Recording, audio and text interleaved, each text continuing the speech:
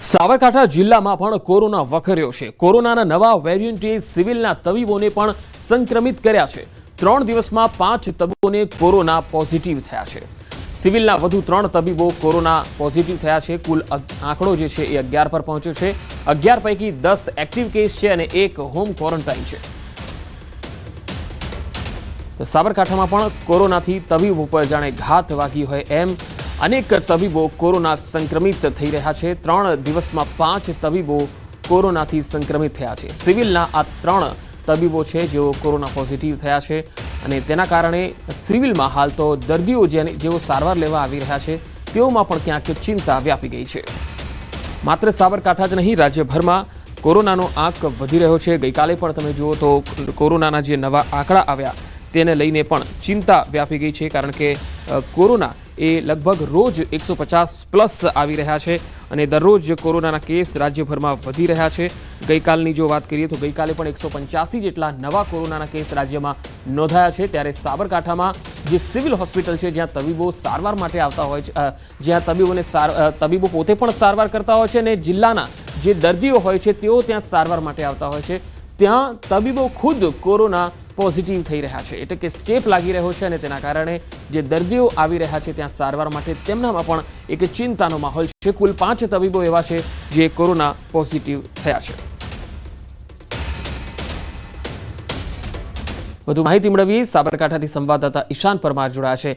ઈશાન, સિવિલની અંદર જો તબીબો જો કોરોના પોઝિટિવ થઈ રહ્યા છે ત્યારે આ અંગે સિવિલના અધિક્ષક શું કહી રહ્યા છે? પંકજ, ચોક્કસ કે સાબરકાંઠા જિલ્લામાં જે કોરોના નવો વેરિયન્ટ છે માથું ઊંચક્યું છે અને સિવિલમાં વધુ છેલ્લા 3 દિવસમાં 5 જેટલા તબીબોને કોરોના પોઝિટિવ આવ્યા છે। નોંધનીય છે કે અત્યાર સુધીમાં કુલ આંક 11 સુધી પહોંચ્યો છે। જે તબીબો જે સારવાર કરતા હતા તે પૈકીના જે કેટલાક તબીબોને કોરોના પોઝિટિવ આવ્યો છે। નવા વેરિયન્ટના કારણે કોરોના પોઝિટિવ આવતા અત્યારે હાલ તો લોકો પણ અસરમાં મુકાયા છે કે સિવિલમાં અંદર જે તબીબો જેમને કોરોના પોઝિટિવ આવ્યો છે। જી ઈશાન, આભાર માહિતી આપવા માટે।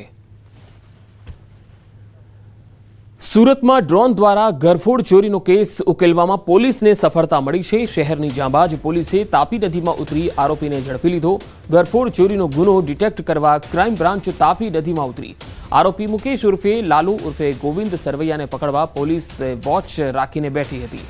બાતમી મુજબની મોટરસાયકલ આવતા તેને અટકાવતા પોલીસે જે પ્રયાસ કર્યો, પરંતુ આરોપીએ પોતાનું બાઇક તાપી નદી તરફ વાળી અને ભાગવાનો પ્રયાસ કર્યો। સિંગણપોર તરફના તાપી નદી પાડા પર ભાગી આરોપી નદીમાં કૂદી ગયો। તરતા તાપી નદીમાં આવેલ બેટ ઉપર જઈ ઝાડી ઝાખરામાં સંતાઈ ગયો। જોકે ક્રાઇમ બ્રાન્ચની ટીમે હિંમત ન હારી અને ફાયર બ્રિગેડની ટીમને બોલાવી સુરત બ્રાન્ચની જે ટીમ છે એ અને ડ્રોનની ટીમ સાથે બોટમાં બેસી અને બેટ પર સવાર થઈ અને સર્ચ ઓપરેશન કરવામાં આવ્યું। ડ્રોન કેમેરાથી સર્ચ શરૂ કરતા 3 કલાક પછી આરોપીને શોધી કાઢવામાં આવ્યો। વધુ માહિતી મેળવીએ સંવાદદાતા સુરતથી કીર્તેશ પટેલ જોડાયા છે। કીર્તેશ, 2.5 કલાકની આ જહેમત બાદ આરોપી પકડાયો છે, શું વધુ વિગત?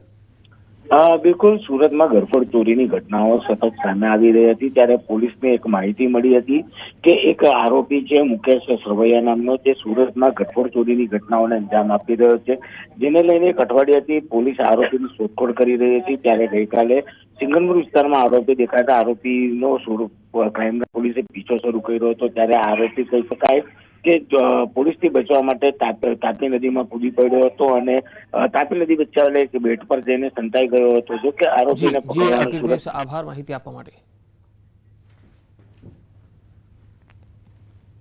અને હવે વાત રફતારના રાક્ષસની।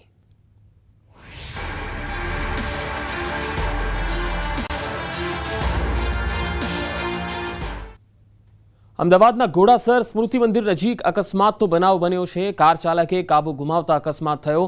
અકસ્માતના સીસીટીવી સામે આવ્યા છે। કાર ચાલકે દુકાનમાં કાર ઘુસાડી દીધી। પાર્ક કરેલ 2 વ્હીલર પણ કાર ચાલકે અડફેટે લીધું। કાર ચાલક ઇજાગ્રસ્ત હાલતમાં છે। વહેલી સવારનો આ બનાવ છે। પોલીસ ઘટના સ્થળે પહોંચી અને વધુ તપાસ હાથ ધરી છે।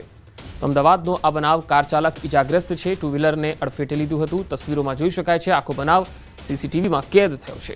ઘોડાસર સ્મૃતિ મંદિર પાસેનો આ બનાવ છે। આખી ઘટના સીસીટીવીમાં પણ કેદ થઈ છે। કાર ચાલકે દુકાનમાં કાર ઘુસાડી દીધી હતી। ઘોડાસર સ્મૃતિ મંદિર નજીક અકસ્માત થયો। કાર ચાલકે કાબુ ગુમાવી દીધો હતો। કાર ચાલકે દુકાનમાં કાર ઘુસાડી દીધી અને પાર્ક કરેલ 2 વ્હીલર પણ કાર ચાલકે અડફેટે લીધા હતા। કાર ચાલક ઇજાગ્રસ્ત હાલતમાં છે। હાલ તપાસ ચાલી રહી છે। વહેલી સવારનો આ બનાવ છે અને પોલીસ સ્થળ પર પહોંચી વધુ તપાસ હાથ ધરી છે। તમે જોઈ શકો છો કે કાર ચાલક કેટલી હદે સ્પીડમાં હતો અને તેણે પોતાનો કાર પર સ્ટીયરિંગનો જે કાબુ છે એ ગુમાવી દીધો હતો અને આ કાર જે છે એ દુકાનની અંદર સુધી ઘૂસી ગઈ હતી અને એમાં એક ટુ વ્હીલર હતું એ પણ તેણે અડફેટમાં લીધું હતું। અહીંયા અમદાવાદમાં રફતારના જે રાક્ષસો છે એ કેટલી હદે બેફામ છે એ જોઈ શકાય છે। શહેરમાં વધુ એક વખત રફતારનો કહેર જોવા મળ્યો છે। ઘોડાસર સ્મૃતિ મંદિર પાસે વહેલી સવારે એક અકસ્માત સર્જાયો છે। આપ જોઈ શકો છો દ્રશ્યની અંદર જે કાર ચાલક હતો તે પૂરપાટ ઝડપે આવી રહ્યો હતો અને તેને અચાનક જ અહીં પાર્ક કરેલા 2 થી 3 વાહનો છે તેને ટક્કર મારી હતી। સદનસીબે આ ઘટનામાં કોઈપણ પ્રકારની જાનહાનિ જોવા મળી નથી કારણ કે વહેલી સવારનો સમય હતો, લોકોની અવરજવર છે તે નહીવત હતી, પરંતુ નુકસાન છે તે મોટા પ્રમાણમાં જોવા મળી રહ્યું છે અને કારની પણ સ્થિતિ જોઈ શકો છો। એટલે કારની આ સ્થિતિ પરથી જ અંદાજ લગાવી શકાય છે કે તેની સ્પીડ કેટલી હોઈ શકે છે કારણ કે એરબેગ્સ છે તે પણ અહીં ખુલેલી જોવા મળી રહી છે। ઉપરાંત જે વાહનોને અડફેટે લીધા છે તે વાહનોનો પણ કચ્ચરગાણ બોલાઈ ગયો છે। એટલે આ જે ઘટના છે તે ઘટનાની અંદર કોઈ પણ પ્રકારની જાનહાનિ જોવા મળી નથી, પરંતુ ખૂબ જ ગંભીર અકસ્માત કહી શકાય કારણ કે આ જે દ્રશ્ય પરથી જ અંદાજ લગાવી શકાય છે કે આ અકસ્માત કેટલો ગંભીર હોઈ શકે છે। કેમેરામેન પંકજ મકવાણા સાથે ઋત્વિજ સોની, ન્યૂઝ 18 ગુજરાતી, અમદાવાદ। સુરતના કીમ ગામે સ્ટેટ બેંક ઓફ ઇન્ડિયાની સામે અકસ્માત થયો। બ્રિજ ઉતરીને આવી રહેલ ટેમ્પો ચાલકે યુ ટર્ન લેતા અકસ્માત સર્જાયો હતો। સામેથી આવી રહેલ બાઇક સવાર બાળક સહિત દંપતી ટેમ્પો સાથે અથડાયા। બાઇક પર સવાર 3 લોકો રોડ પર પટકાયા હતા। જોકે સદનસીબે કોઈ જાનહાનિ થઈ નહીં। અકસ્માતની આખી ઘટના સીસીટીવીમાં પણ કેદ થઈ। કીમ રેલવે ઓવરબ્રિજના બંને છેડે બંને તરફના રોડ પર સ્પીડ બ્રેકર મૂકવાની માંગ છે। બ્રિજ પરથી પૂર ઝડપે આવતા વાહનોને કારણે છાસવારે અકસ્માત સર્જાય છે।